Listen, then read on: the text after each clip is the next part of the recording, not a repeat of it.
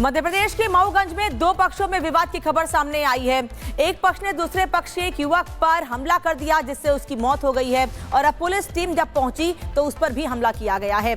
उस पर बता दें आपको कि अब पुलिसकर्मी के घायल होने की जानकारी भी मिल रही है। अब गांव में हालात फिलहाल तनावपूर्ण बने हुए हैं।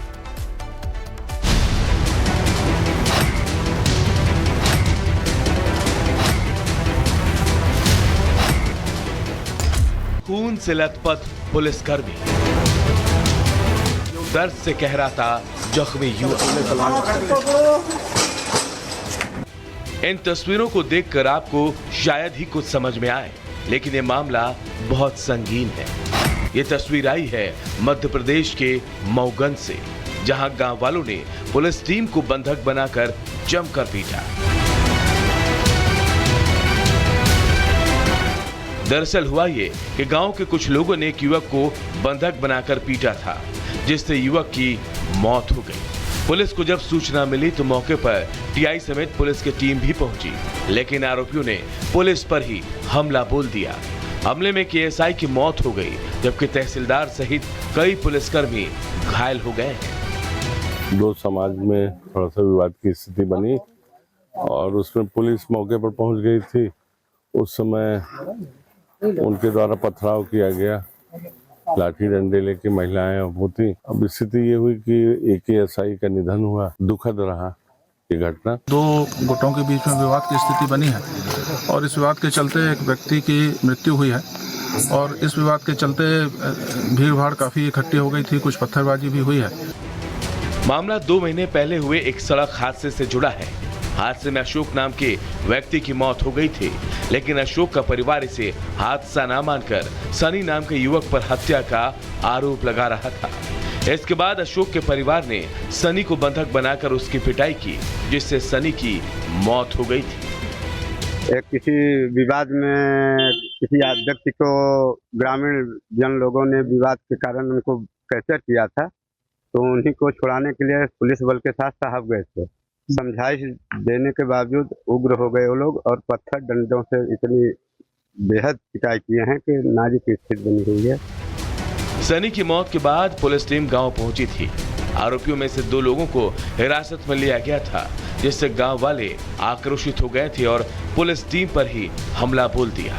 बाद में पुलिस ने हालात को संभाला और अब इलाके में शांति है। वहीं पुलिस ने आरोपियों के खिलाफ केस दर्ज कर लिया है। पुलिस अब उन आरोपियों को तलाश रही है जिन्होंने पुलिस पर हमला किया था। Bureau report, Republic Bharat. Rewa के डीआईजी साकेत प्रकाश पांडे ने कहा है कि दोषी किसी भी कीमत पर बख्शे नहीं जाएंगे। उनका साफ कहना है कि हम परिवार के दर्द को महसूस कर रहे हैं। एक युवक की हत्या कर दी गई है, हमारे एएसआई की भी जान गई है। इस मामले को गंभीरता से जिन लोगों ने नहीं लिया था उन पर भी कार्रवाई की तैयारी है। क्या कह रहे हैं सुनिए। हमारे साथ साकेत प्रसाद पांडे जी भी हैं और आप डीआईजी हैं। सर क्या कहेंगे, अंतिम संस्कार इस समय हो रहा है, जो अपराधी इस तरह से घृणित हत्या को अंजाम दिए हैं, क्या वो लोग अभी गिरफ्त में आए पुलिस के? देखिए, बहुत ही दुखद क्षण है इस समय। हम भी इंसान हैं। कल की जो घटना हुई उसमें कुछ संदेही हमारे कब्जे में है और कुछ संदेहियों की और जानकारी मिली है। हमारी पुलिस की पार्टियां गई हुई हैं। हम किसी को नहीं बख्शेंगे, क्योंकि आज आप ये जो देख रहे हैं, एक यंग लड़के की बॉडी थी। इनके पिता के ऊपर क्या बीत रही होगी। ऐसे ही हमारे भी परिवार का एक एएसआई वो शहीद हुए हैं, तो हम लोगों की भी स्थिति वही है और किसी भी सूरत में किसी भी अपराधी को छोड़ा नहीं जाएगा, ये तय बात है। भले जो भी समय लगे, लेकिन बख्शेंगे किसी को नहीं। उत्तर प्रदेश के रामपुर में डीजे बजाने को लेकर 2 पक्षों में जमकर विवाद हो गया। विवाद इतना बढ़ गया कि दोनों तरफ से ईंट पत्थर फेंके गए। इतना ही नहीं, उपद्रवियों ने शिकायतकर्ता के घर पर भी फायरिंग की और पथराव किया गया। वहीं फायरिंग में 3 लोग गंभीर रूप से घायल हो गए।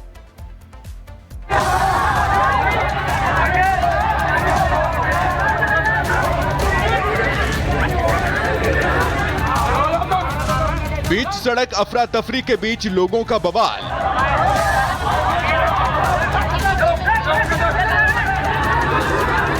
तनावपूर्ण हालात के बीच धक्का मुक्की और हाथापाई पर पहुंची बात।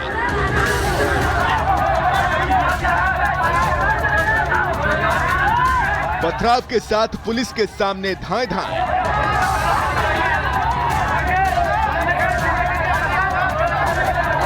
तस्वीरें उत्तर प्रदेश के रामपुर की हैं, जहां डीजे बजाने को लेकर दो पक्षों में जमकर विवाद हुआ। देखते ही देखते हालात बवाल में तब्दील हो गया और बात हाथापाई तक जा पहुंची।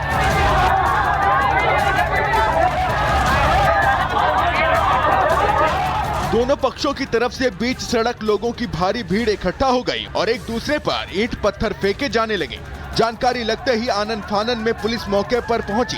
हालात देख पुलिस ने काबू में करने की कोशिश की तो उपद्रवी पुलिस से ही भिड़ गए और नोक-झोंक शुरू हो गई।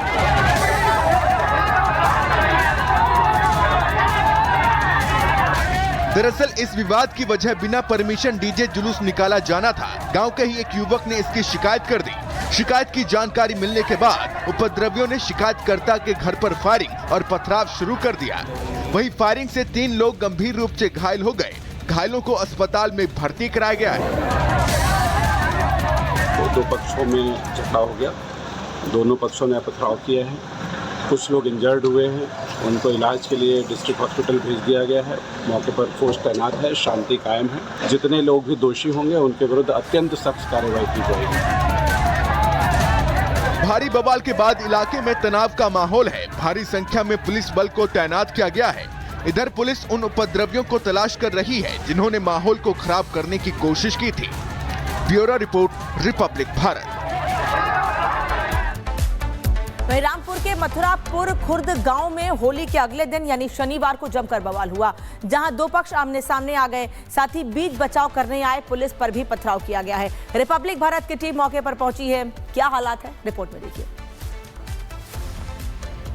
रामपुर में दो पक्षों में जमकर झड़प हुई, पथराव हुआ और उसके सबूत अभी भी उन गलियों में साफ तौर पर नजर आएंगे। ये सड़क आप देख लीजिए, इसी सड़क की वो तस्वीरें हैं जहां पर पुलिस पर भी पथराव किया गया। जो दो पक्ष थे वो आपस में भिड़े और उसके बाद के सबूत आप भी देखेंगे। छोटे छोटे पत्थर आपको इस तरीके से गली में पड़े हुए नजर आ जाएंगे। तो वहीं अब हालांकि पुलिस मौके पर है, तैनात है, सिचुएशन को कंट्रोल करने की कोशिश। लेकिन जब हम यहाँ पर पहुंचे तो हमने ये छोटे छोटे पत्थर देखे। घरों में किस तरीके से पथराव किया गया उसकी तस्वीर भी अगर हम आपको दिखाएंगे तो आप ये देखेंगे ये घर है और इस घर में जब हम दाखिल हो रहे हैं तो आपको रास्ते पे कुछ इस तरीके के जो पत्थर है वो पड़े हुए नजर आएंगे। लेकिन घर के अंदर की तस्वीर आप देखिए कि पूरा आंगन जो है वो पत्थरों से पटा हुआ है और आप इसी तस्वीर को देखकर अंदाजा लगा सकते हैं कि कल रात को, शनिवार रात को तस्वीर यहाँ की किस तरीके की रही होगी। आप ये पत्थर देखिए, ये घरों पर जो है फेंके गए। घर में जो लोग थे वो संभवतः इसमें घायल हुए और यही कारण है कि 5 से ज्यादा लोगों को अस्पताल में भर्ती कराया गया।